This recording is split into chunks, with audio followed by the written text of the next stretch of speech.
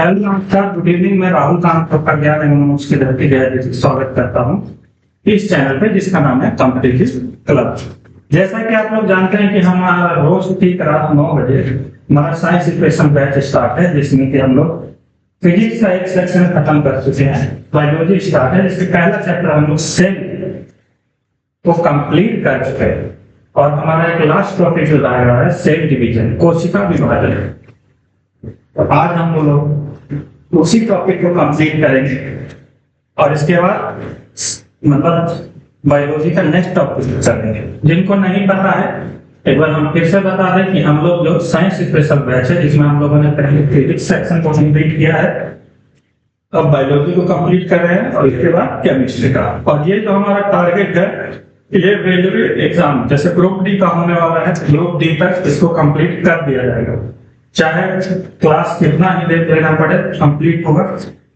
तो जो साइंस के इच्छुक हैं, जो साइंस करना चाहते हैं कि नहीं हमको साइंस के लिए रिजल्ट रुका हुआ है, तो वो आप लोग इस चैनल पर, जिसका नाम है कॉम्पिटिटिव क्लब, इस चैनल पे आप जुड़ सकते हैं और अपने दोस्तों के साथ, फ्रेंड के साथ आप लोग इसको शेयर कर सकते हैं कि एक ऐसा चैनल है आप लोग के लिए जहाँ पे पूरा का पूरा टॉपिक फ्री में पढ़ाया है। ठीक है, तो आइए हम लोग आगे चलते हैं। आज हम लोग नेक्स्ट टॉपिक स्टार्ट करते हैं। सेल डिवीजन करना था हम लोग को।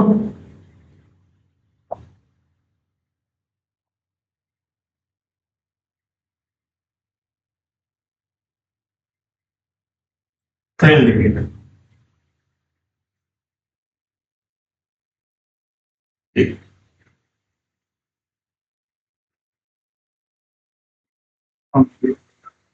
उसको था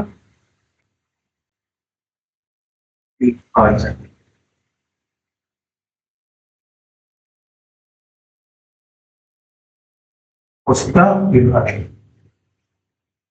कोशिका विभाजन जैसा कि हम लोग पहले सेल तक पढ़ भी चुके हैं, ये प्री एग्जिस्टिंग सेल भी कुछ है ना।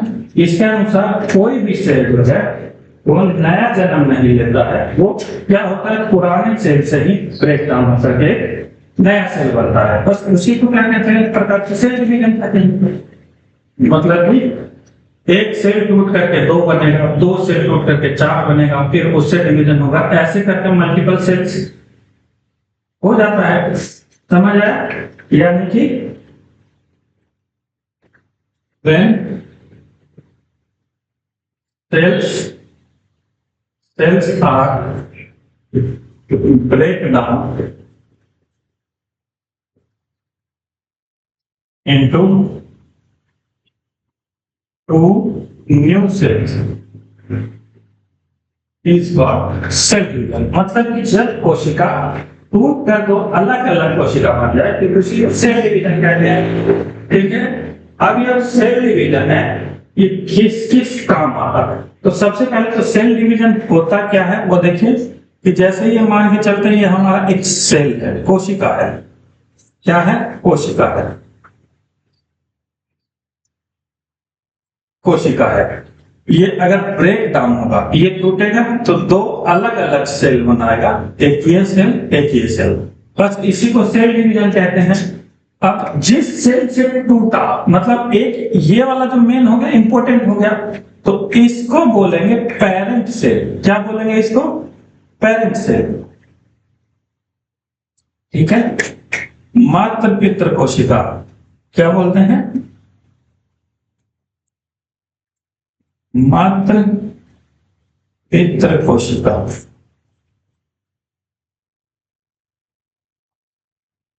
ठीक है, और इन दोनों को बोलेंगे डॉटर सेल।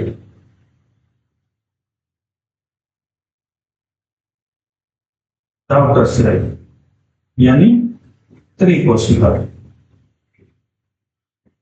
त्रिकोशिका इसको क्या बोलेंगे हम लोग? पुत्री कोशिका। अब ये जो पुत्री कोशिका है, ये भी 2 प्रकार से टूटता है, तो आगे हम लोग इसको पढ़ेंगे। ठीक है, अब बात है कि ये सेल डिवीजन यूजेस क्या है, इसका सेल डिवीजन क्यों होता है, किस लिए किया जाता है। तो मान के उसमें कहीं पे आप लोग को चोट लग गया या सोचो कि कोई छोटा बच्चा है, पहले एक सेल होता है, जैसे जानते हो ना कि सबसे पहले एक सेल बनता है जो कि जाइगोट के फॉर्म में रहता है।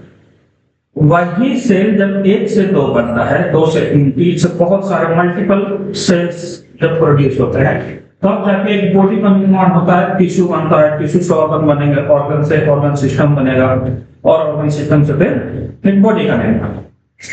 अब जो मल्टीपल सेल्स बने तो ये क्या काम आया, उस बच्चे को ग्रोथ में काम आया ना है। तो सबसे पहला जो ये काम आता है सेल डिवीजन, वो किस लिए आता है,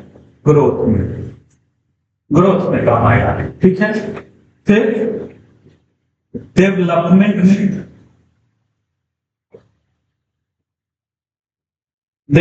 में भी काम आता है सेल डिवीजन। थर्ड पॉइंट, ये सेकंड पॉइंट। थर्ड पॉइंट कहें तो और कहाँ होता है। अब जैसे कई बार क्या होता है कि आप लोग जाते जाते, आजकल जैसे बिहार में बहुत चल रहा है इलेक्शन के माहौल में, कि किसी को कोई पार्टी पसंद है, किसी को कोई पार्टी पसंद है, और दोनों की नहीं के अच्छा है वो अच्छा करते करते आपस में लड़ने स्टार्ट हो गए। क्या होगा, लड़ना स्टार्ट कर दिया। अब लड़ना स्टार्ट किया, कहीं पे एकदम लगा तगड़ा फाइट हो रहा, तो कहीं देखते हो कि कभी किसी को एक आंख घुसा लग गया, तो वहां पे क्या होता है, देखते हो ना कि काला काला निशान पड़ जाता है, हल्के और नीला नीला निशान पड़ता है, कि नील पड़ गया। तो वहां पे क्या होता है, वहां पर समझ। तो उस डैमेज को रिपेयर करने में भी कौन मदद करता है, सेल डिवीजन। ठीक है, रिपेयर क्या कहेंगे, रिपेयर डैमेज सेल्स।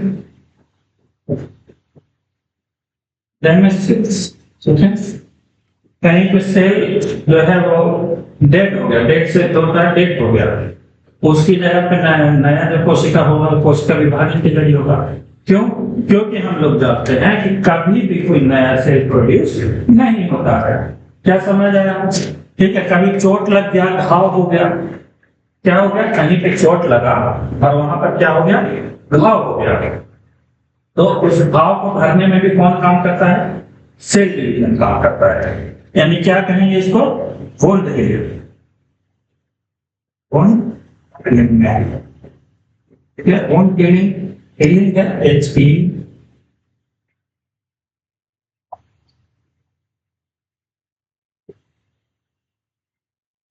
इसका मतलब होता है आपको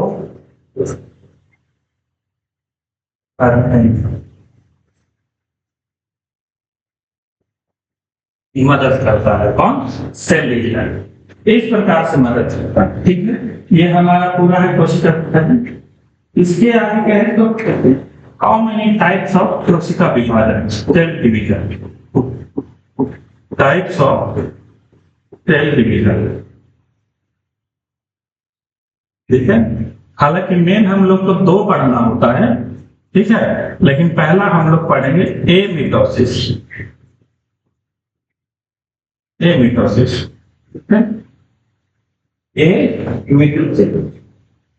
जिसको अस्तरी बोला जाता है कोशिका विभाजन। एमिटोसिस क्या होता है कि जिसमें, इसमें सीधा सीधा कहेंगे कि जिसमें कोशिका का विभाजन, जिसमें कोशिका का विभाजन नहीं होता है, उसे कहते हैं एमिटोसिस। हिंदी में लिखते हैं तो असूत्री कोशिका विभाजन। इसको क्या बोलेंगे, असूत्री कोशिका विभाजन। अब ये कैसा कोशिका विभाजन हो गया, तो ये एक प्रकार से सोचो कि अगर कोशिका का विभाजन नहीं हो रहा है तो इसका मतलब उसमें एक सिंगल सेल पाया जाएगा। इसका मतलब एक सिंगल सेल पाया जाएगा, और सिंगल सेल किसमें पाया जाता है, याद करो, बताए थे यूनिसेल्यूलर मल्टीसेल्यूलर। तो यूनिसेल्यूलर क्या हो गया, एक सिंगल सेल हुआ ना, तो यही सिंगल सेल मतलब कि एग्जांपल कहें तो एमिटोसिस का एग्जांपल क्या हो गया? बैक्टीरिया। क्या हो गया? बैक्टीरिया। इसमें क्या है? एक सिंगल सेल पाया जाएगा। सीधा सीधा क्या कहें कि फाउंड, क्या कहेंगे? Found single cell only. ठीक है, single cell only, single cell only, जिसमें सिर्फ सिंगल सेल पाया जाएगा। अगर कोशिका विभाजन हो जाए तो वो तो सिंगल से डबल सेल हो जाएगा, डबल से 4 बनेगा, 4 से 8, है ना? तो सिर्फ सिंगल सेल पाया जाएगा और उसमें सेल डिवीजन होगा नहीं, तो शुरू से लास्ट तक क्या रहेगा? एक सिंगल सेल रहेगा। यानी ऐसा सेल कौन सा होता है? Bacteria cell. इसके पास एक सिंगल सेल पाएगा। ठीक है, अगला पॉइंट है एमिटोसिस के बाद मिटोसिस। क्या रहेगा? मिटोसिस, समसूत्री विभाजन।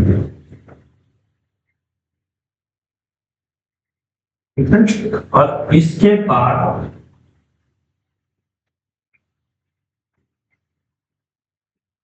मियोसिस।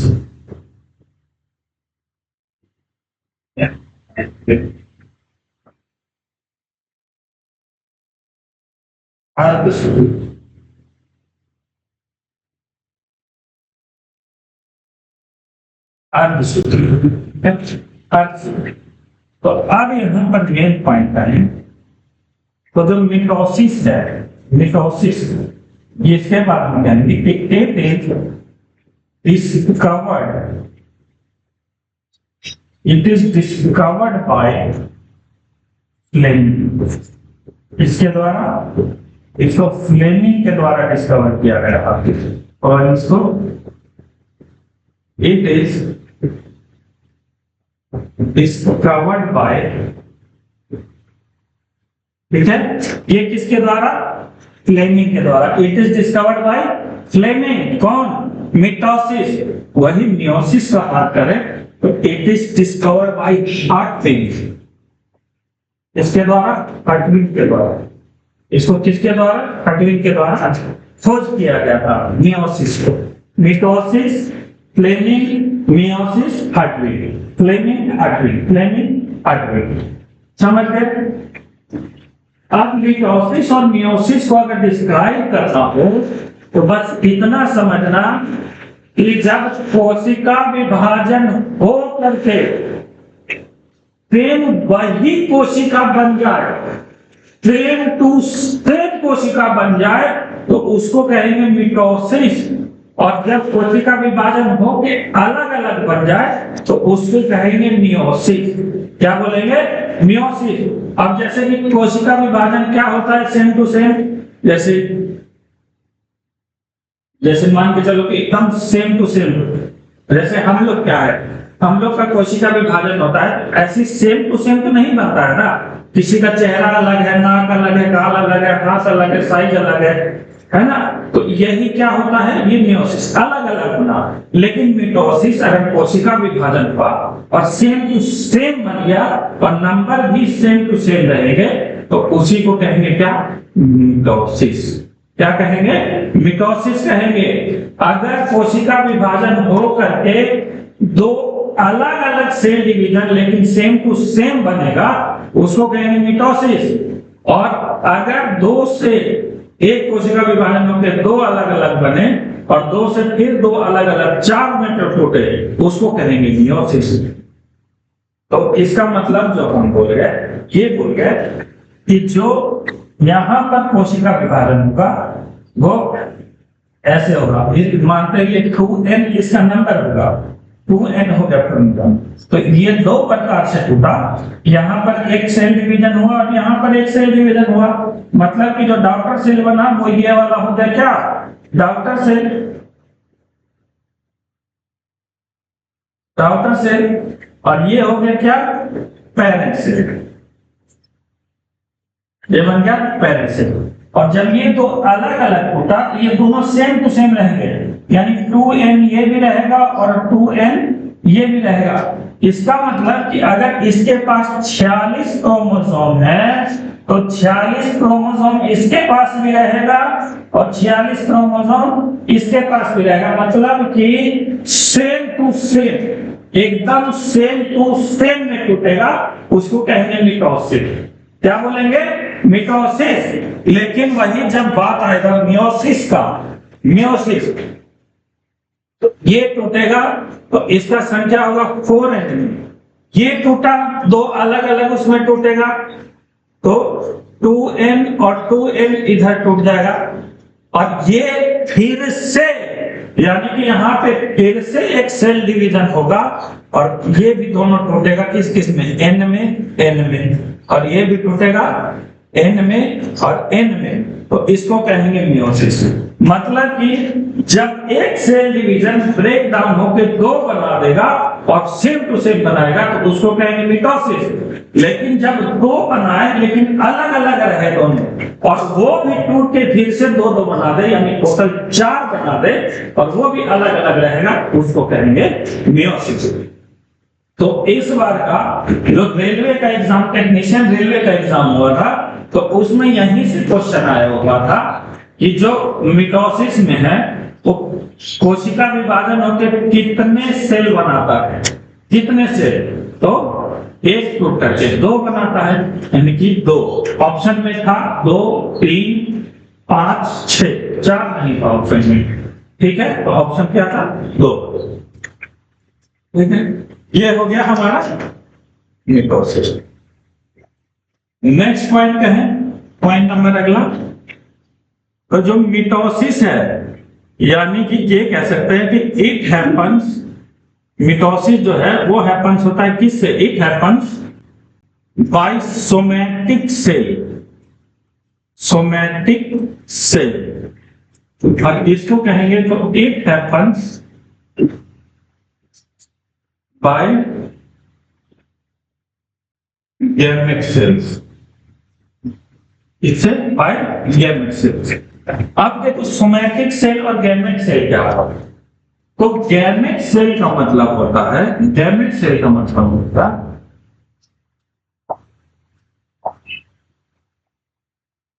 गैमेट सेल का मतलब हुआ reproductive cell, reproductive cell. Reproductive cell कौन कौन से होते हैं? तो बात करेगा पहले फीमेल में, फीमेल का मतलब लेडीज हुई, तो फीमेल में जो रिप्रोडक्टिव सेल होता है वो होता है, क्या होता है? ओवम, ओवरी, अंडाणु जिसको बोलते हैं, ठीक है? ओवरी से। और मेल का बात करें तो मेल में गैमेट सेल क्या होता है? स्पर्म सेल, शुक्राणु कोशिका, ये हो गया फीमेल में। अब बात है सोमैटिक, ठीक है? गैमेट का मतलब समझ आया? गैमेट, जहां भी गैमेट लिखा आ जाए तो वहां मतलब होता है रिप्रोडक्टिव सेल से। रिप्रोडक्टिव दोनों में अलग होता है, मेल में अलग होता है और फीमेल में अलग होता है, ठीक है? अब बात करें सोमैटिक सेल, तो रिप्रोडक्टिव सेल को छोड़ करके जो भी सेल मिल गया, हाथ में सेल मिल गया, स्किन में मिल गया, बाल में मिल गया, मतलब कि जहां जहां भी सेल मिल गया, एक्सेप्ट किसको? रिप्रोडक्टिव सेल को छोड़ के जहां भी सेल है उस सबको कहेंगे सोमैटिक सेल। क्या कहेंगे? Somatic cell. यानी कि सोमैटिक सेल क्या हो गया? गैमेट सेल को छोड़कर, गैमेट सेल को छोड़कर जो भी सेल होगा से सोमैटिक सेल कहते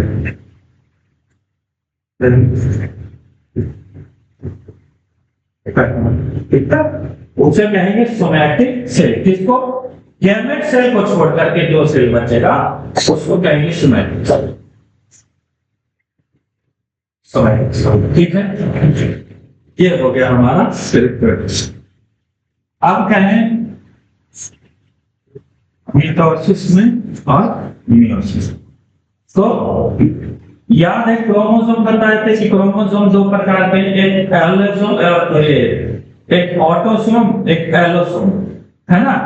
ऑटोसोम तो इसमें जो है, इसमें ऑटोसोम सेल होते हैं, ऑटोसोम सेल होंगे, लेकिन इसमें एलोसोम सेल होंगे, ठीक है। इसमें एलोसोम सेल होंगे, एटोसोम और एलोसोम, इसमें ठीक है। समझ गए बात को? ये है मिटोसिस और मियोसिस। इसमें बताया, इसमें क्या होगा, अगर पेरेंट सेल के पास 46 क्रोमोसोम है, ठीक है, तो ये दो हिस्सा में जब टूटेगा तो इन दोनों के पास 46 होगा, ठीक है। लेकिन अगर यहाँ पर 46 क्रोमोसोम है तो जब ये दो हिस्सा में टूटेगा तो यहाँ पे जैसे 23 पेयर है तो यहाँ पे भी 46 होगा, और फिर दो टूटेगा तो ऐसे टूटता है इसमें, ठीक है। दो इसमें, दो इसमें, दो दो दो, इस प्रकार से टूटता है किसमें, एलोसोम में, इसमें मियोसिस में टूटता है, ठीक है। यहां तक समझ गए। नेक्स्ट पॉइंट का अगर हम बात करें तो नेक्स्ट पॉइंट कहता है फेजेस। अब जो सेल डिवीजन का ये लास्ट पॉइंट है हमारा, इसलिए थोड़ा सा ध्यान से समझना कि सेल डिवीजन होता कैसे कैसे है, कितने प्रकार के फेजेस होते हैं, किस किस प्रकार से। तो जो पहला फेज होता है उसको कहते हैं प्रोफेज, प्रोफेज या पैराफेज, ठीक है। सेकंड को मेटाफेज, मेटाफेज, ठीक है। प्रोफेज, मेटाफेज, उसके बाद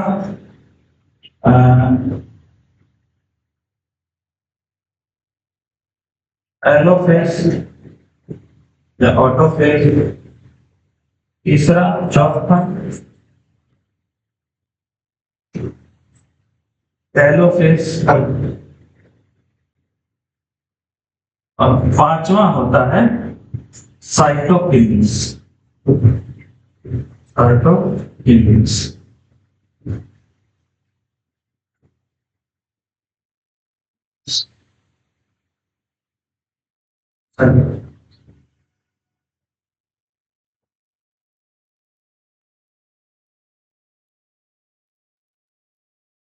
ये होता है पेजेस,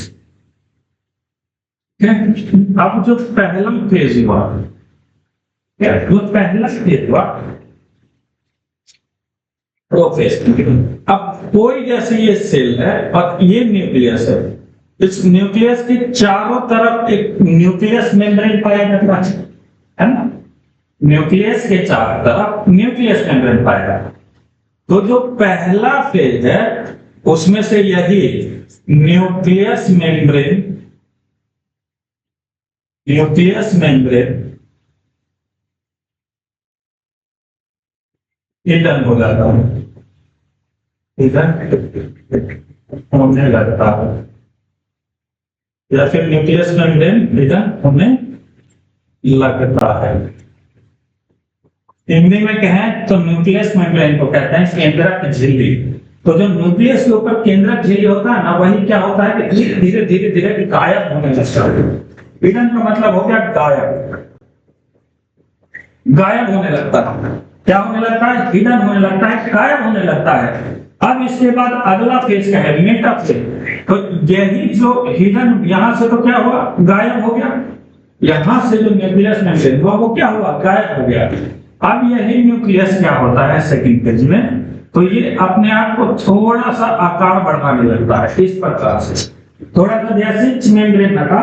तो मेम्ब्रेन का मेन काम क्या है, कई बार बताया है सेल चैप्टर में कि मेम्ब्रेन का जो असली काम है वो जिसके भी बाहर है ना, वो उसको पैक करके रखता है। मेम्ब्रेन झिल्ली जो है असली, वो किसी भी चीज को जिसके बाहर भी झिल्ली लगा हुआ है वो उसको पैक कर देता है, वो उसको जो साइज है शेप है वो बराबर करके रखता है। इधर उधर पैक करके रख देगा तो इधर उधर कहीं जाने नहीं देता है, ये काम है। लेकिन जब झिल्ली नहीं हटेगा तो वो क्या करेगा, अपना शेप साइज सब बदल सकता है, इधर से उधर जा सकता है। तो यही झिल्ली जब हटा, यहाँ से जब झिल्ली हट गया तो ये क्या करेगा, ये न्यूक्लियस बढ़ाना लगेगा।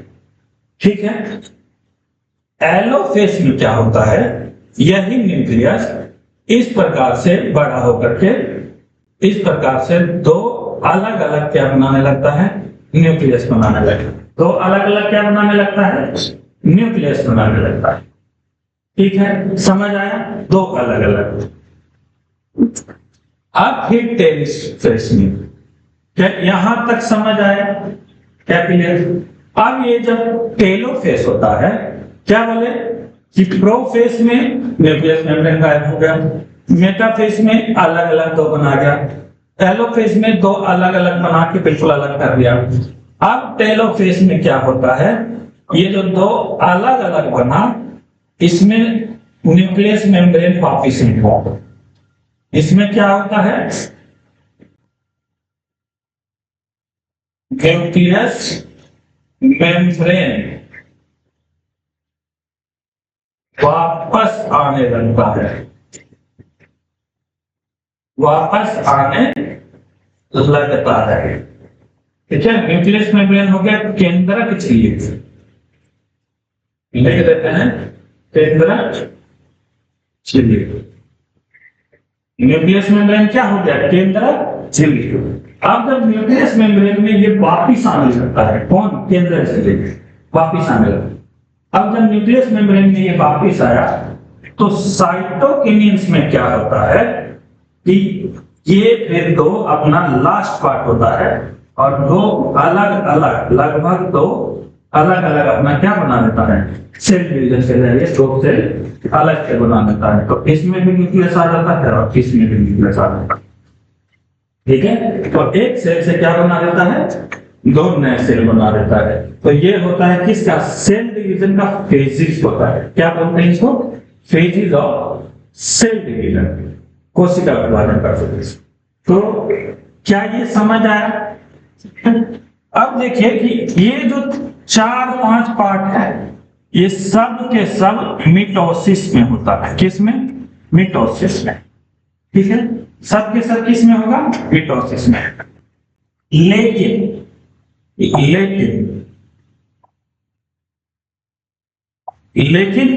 ये वाले जो शुरू के 4 पार्ट हैं, पार्ट नंबर 1, 2, 3 और 4, ये चारों के चारों पार्ट मिटोसिस में भी होता है और साथ ही मियोसिस में भी होता है।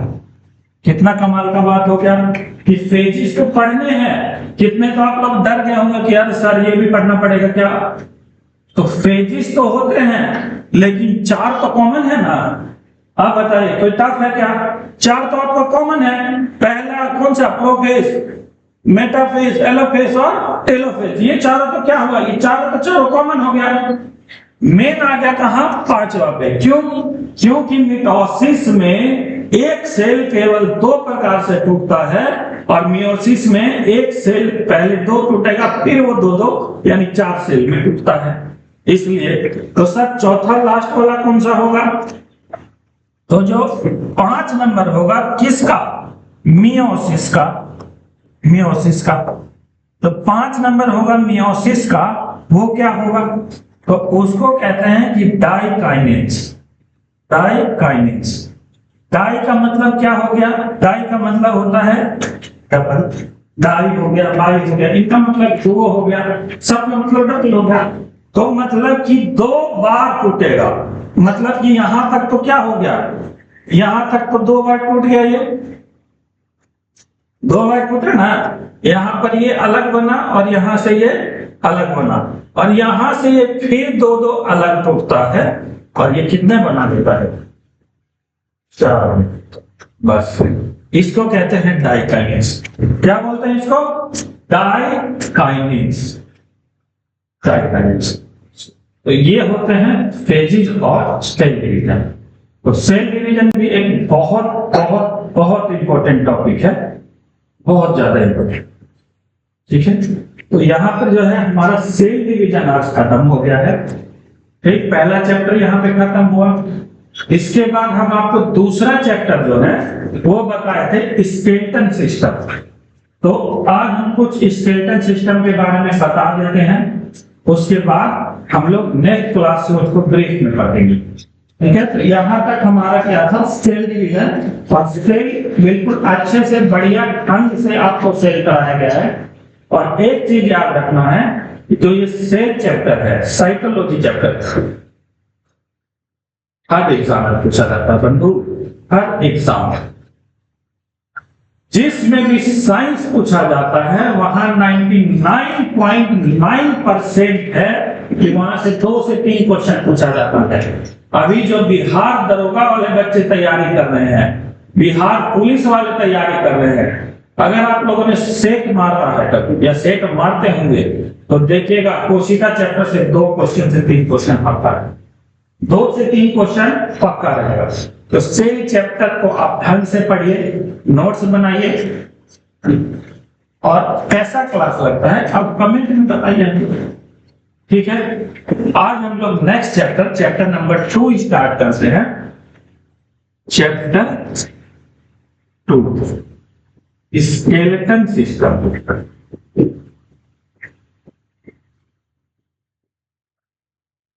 कंकाल तंत्र, कंकाल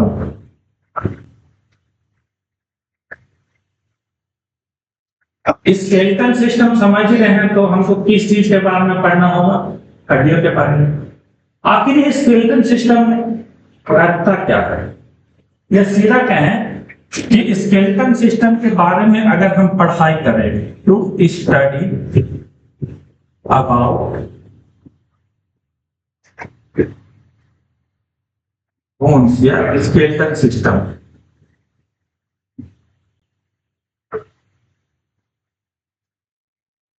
तो इसको क्या कहेंगे, स्केलेटन सिस्टम की पढ़ाई। जो जैसे स्पेशल पढ़ाई बताए थे ना, हर चीज का अपना स्पेशल पढ़ाई करते हैं, सेल का कैसे, साइकोलॉजी का, तो वैसे ही अगर सिर्फ आप स्केलेटन सिस्टम, सिर्फ हड्डियों के बारे में पढ़ना चाहते हैं तो उसको कहते हैं ओस्टियोलॉजी। ओस्टियोलॉजी,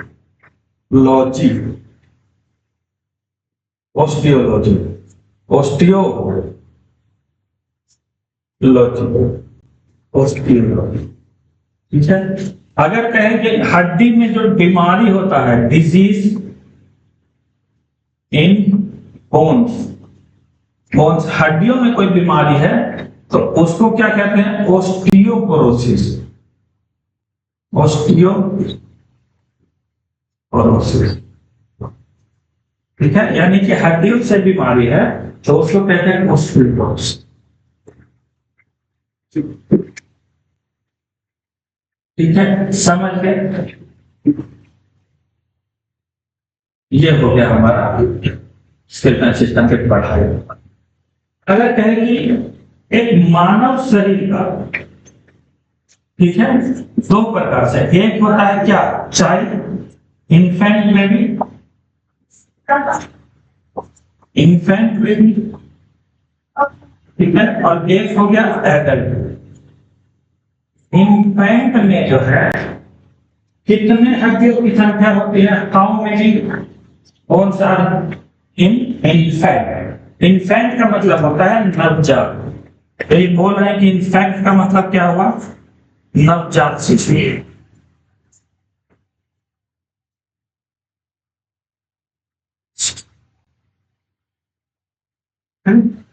एडल्ट का मतलब हो गया बड़े। अब जैसे आप लोगों ने देखा हो, तो जैसे कोई बेबी हुआ तो वो शुरू में चल नहीं पाता है, खड़ा नहीं हो पाता है, तो उसमें क्या होता है, उस समय जब कोई पैदा होता है उस समय लगभग अराउंड 300 या 300 प्लस उसमें हड्डी पाया जाता है, लगभग 300 से ज्यादा।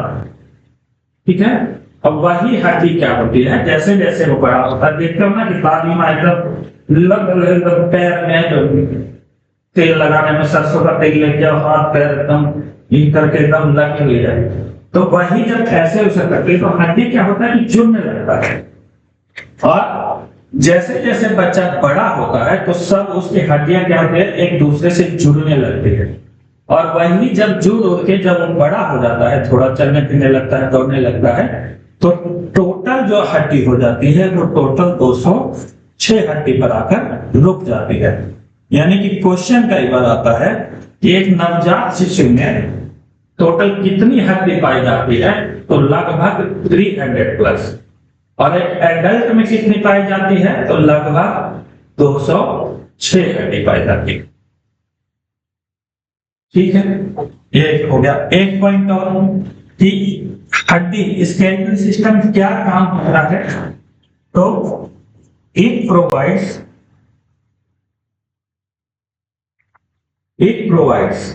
क्या प्रोवाइड करता है, तो जैसे हड्डी क्या है, हड्डी हम लोग को बस एक हमारे शरीर पर एक ढांचा प्रोवाइड करता है। जैसे घर बनता है तो देखते हो कि पिलर बनाए जाते हैं, बीम बनाए जाते हैं, ताकि एक ढांचा मिल गया, उसके ऊपर फिर अपना ईंट का दीवार खड़ा करके प्लास्टर कर दिया। तो वैसे क्या हुआ कि हड्डी एक ढांचा बना देता है बॉडी का, उसके ऊपर मांस आया, उसके ऊपर फिर स्किन क्या हुआ एक प्लास्टर की तरह काम करती है ना। तो यही क्या करता है, एक ढांचा स्ट्रक्चर प्रोवाइड करता है। तो it provide structure to a body. एक किसी भी बॉडी को क्या प्रोवाइड करता है, एक स्ट्रक्चर प्रोवाइड करता है। क्या प्रोवाइड करता है, स्ट्रक्चर प्रोवाइड करता है। ठीक है, क्या प्रोवाइड करेगा, स्ट्रक्चर प्रोवाइड करेगा।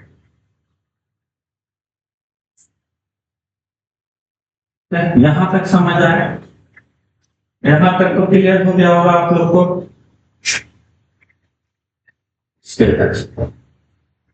अब इसके आगे हम लोग यहीं पे क्लास छोड़ देते हैं, ताकि आप लोग को ये नहीं लगे कि दो क्लास एक साथ मिक्स हो गया। स्केलेटल सिस्टम के बारे में जो था थोड़ा बहुत बता दिए हैं, थोड़ा बहुत कल के क्लास में इंट्रोडक्शन करेंगे हम लोग, और उसके मेन पार्ट पे चलेंगे। जैसा कि अभी बताया कि टोटल 206 हड्डी होता है मानव शरीर में, ठीक है, ह्यूमन बॉडी में। और आप लोग को ये क्लास लगभग एक क्लास कल होगा और एक क्लास परसों होगा, तो 2 क्लास में आपको पूरे के पूरे 206 हड्डी के नाम याद हो जाएंगे टोटल। जो 206 हड्डी है ना, जैसे सुने होंगे कि सबसे मजबूत हड्डी कौन सी होती है, कौन सी होती है, जबड़े की हड्डी। सबसे बड़ी हड्डी जांघ की हड्डी, जिसको क्या बोलते हैं, फीमर बोलते हैं। ठीक है, कान में 3 हड्डी होती है, स्टेपिस, इंसस, है ना। तो ये सब टोटल जितने भी हड्डी हैं वो आपको एकदम याद हो जाएगा, 206 के 206 नाम याद हो जाएगा। तो ये सब याद करेंगे हम लोग आप कल की क्लास में।